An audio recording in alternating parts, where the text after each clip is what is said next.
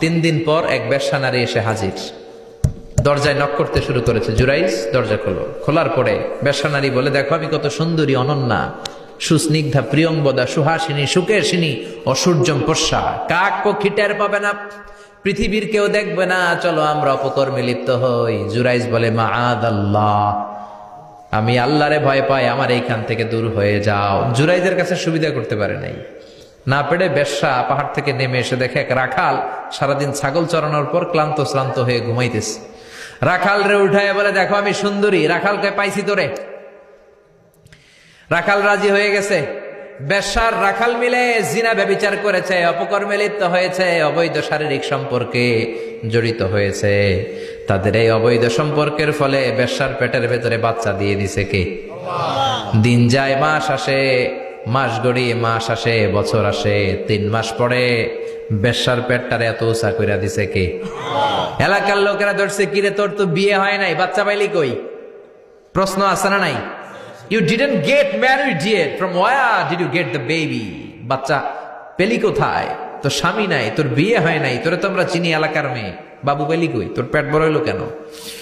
বেশ্যা বলে, ওই যে আল্লাহর ওলি জুরাইজ আমার সাথে অপকর্ম করেছে, আমার পেটের বাচ্চার বাবা হলো আল্লাহর ওলি জুরাইজ। কথাটা কি সত্য না অসত্য? কত পার্সেন্ট মিথ্যা? 100% মিথ্যা। সবাই কয়, কিরে জুরাইজ, এতদিন ভাবতাম তুই আল্লাহর ওলি, এখন দিয়ে ভণ্ড। উপর দিয়ে ফিটফাট, ভিতর দিয়ে সদরঘাট। তোর সদরঘাট আজকে খুলতেছি। এলাকার লোকেরা লাঠি চোটা নিয়ে ওর গির্জার উপরে যে সবাই ধরছে, কিরে তোর উপর মে পাক সাফ, আন্দার মে খালাত মালাত, তোর বাইরে এত বড় লম্বা জুব্বার, ভিতরে এত ভেজাল, ঘটনা কি?